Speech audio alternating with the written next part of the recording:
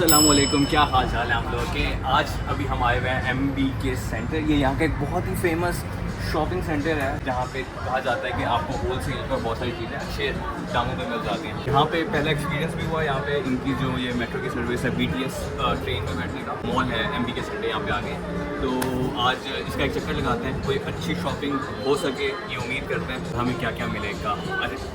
अच्छा, आगे जाने से पहले मैं ये बता दूं कि मैंने बैंकॉक में 3 मार्केट्स का विज़िट किया, छोटी छोटी बहुत सारी चीज़ें ख़रीदी हैं और पाकिस्तान आकर उनको ऑनलाइन बेच दिया, जिससे मुझे तकरीबन 1 से 1.5 लाख का प्रॉफिट हुआ, जिससे मेरा एयर टिकट का कम से कम खर्चा निकल गया था यहाँ बैंकॉक आने का। ये एक जुगाड़ी टाइप का बिज़नेस है जो आप भी कर सकते हैं। अगर आप कहीं बाहर घूमने गए हैं जैसे कि बैंकॉक या फिर मलेशिया या सिंगापुर या बाकू या कहीं भी या इवन दुबई भी गए हैं, तो आप इस तरह से एक जुगाड़ी बिजनेस कर सकते हैं। आगे वीडियो में मैं आपको पूरी कैलकुलेशन बताता हूँ कि मैंने यहाँ से क्या क्या ख़रीदा और पाकिस्तान में जाकर कितने का बेचा और किस तरह से बेचा।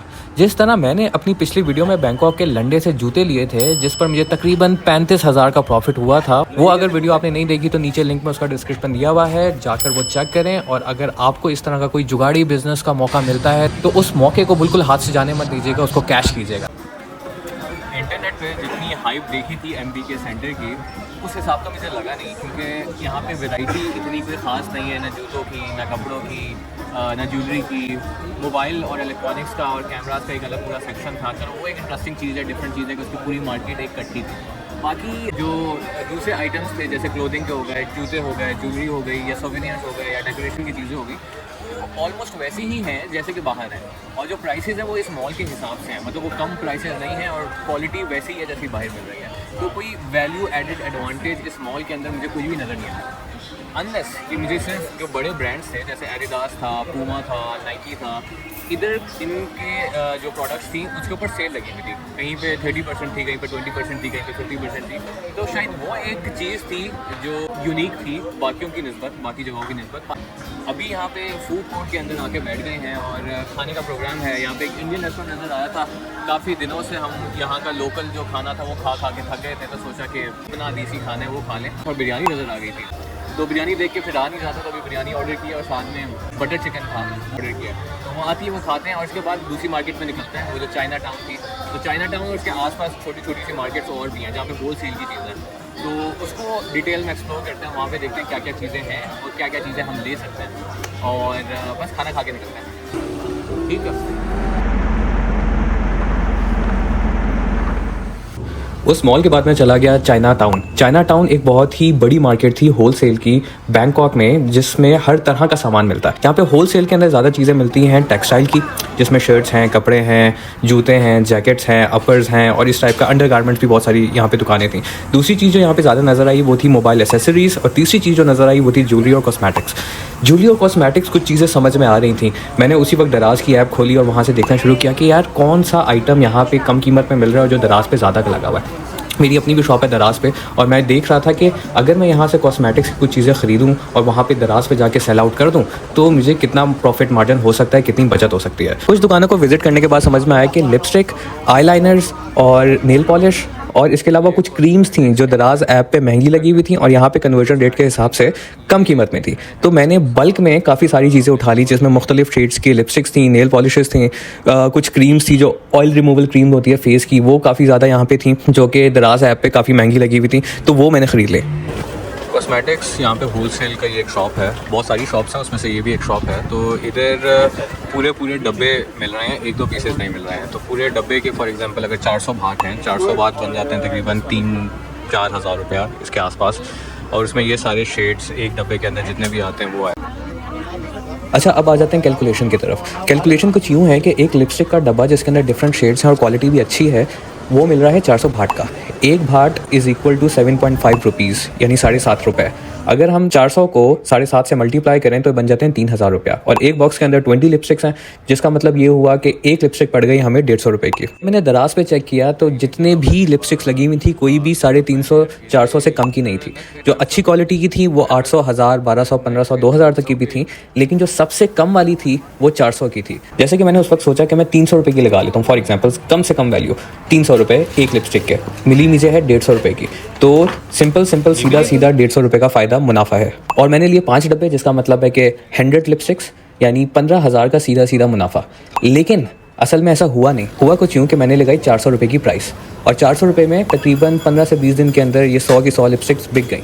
इसमें से मैं अगर माइनस कर दूँ दराज का कमीशन और जो डिलीवरी के चार्जेस थे, तो मुझे बिल्कुल साफ़ी तकरीबन 28,000 रुपये बच गए।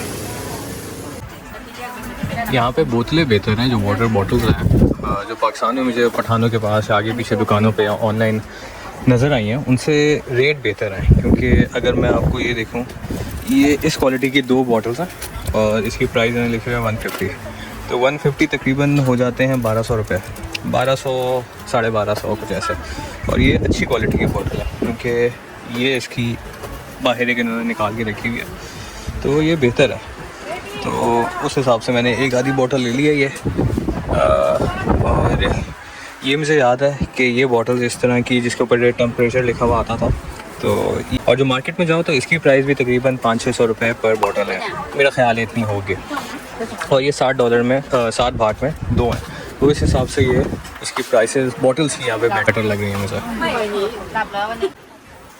ये एक और शॉप के अंदर आ गया हूँ और यहाँ पे मुझे एक चीज़ नज़र आ रही है, हर शॉप में ऑलमोस्ट मतलब 90% ऑफ शॉप्स में जितनी सेल्स के लोग हैं, जितने भी वहाँ फैसिलिटेट करने वाले, चाहे वो काउंटर पे बैठे हुए हों या आगे पीछे शेल्फ्स के ऊपर हों, वो सारे लड़कियाँ हैं।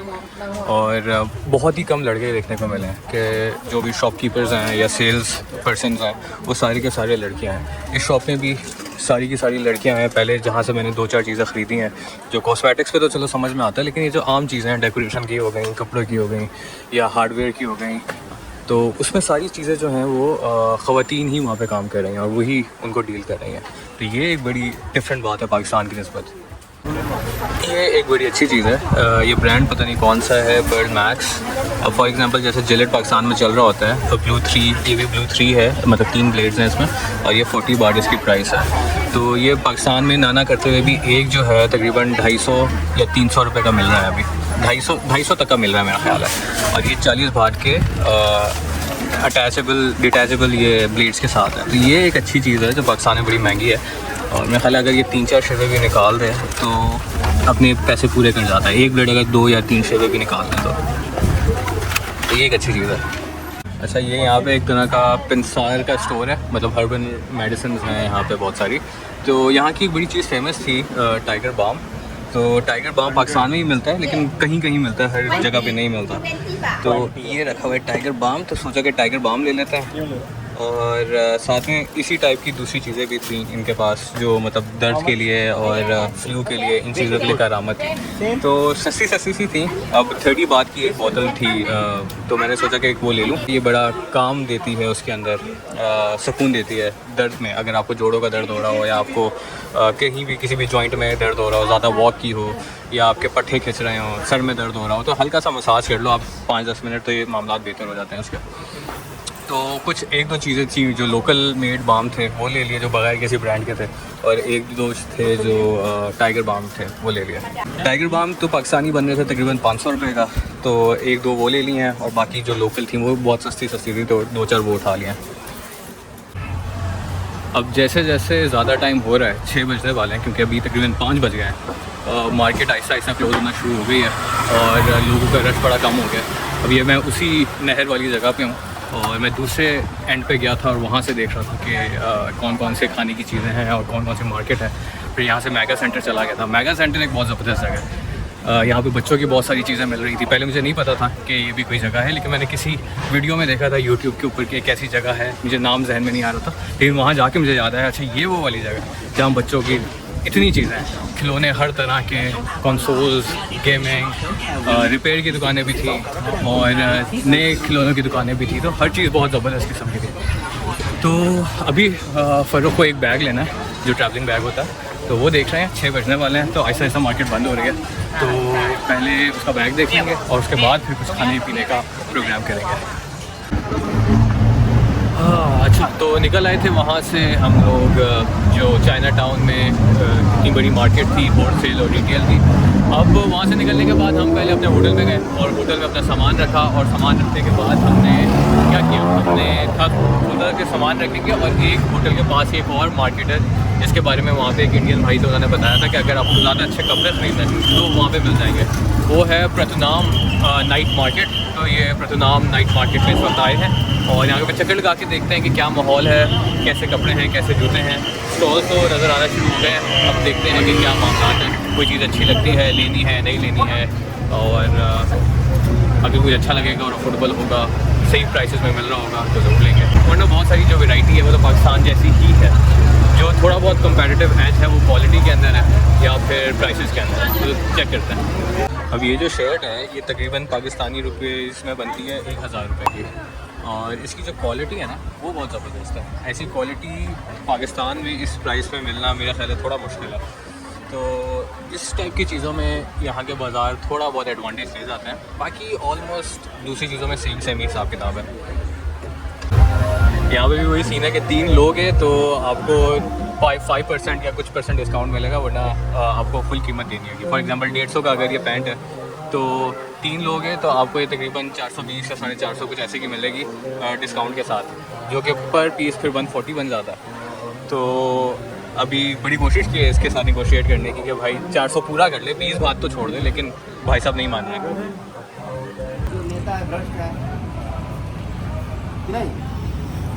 फिर फैज़ान साहब आपको चाय मिल गई? चाय मिल गई है, तकरीबन हफ्ते बाद मिली है। मोहर भाई ने चाय अच्छी बनाई है।